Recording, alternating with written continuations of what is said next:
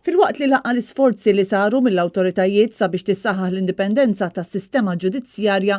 rapport tal-Monitoring Committee tal-Assemblea Parlamentari fih dan il-Kunsill tal-Ewropa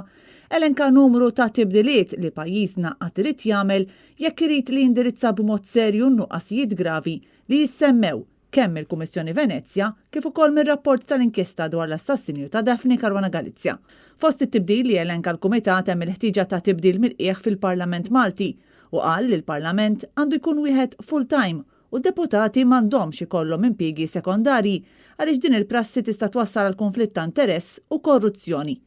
Hekk ukoll u għall-istess raġuni għandha tonqos il-prassi li jkunu impjegati numru kbir ta' persons of trust.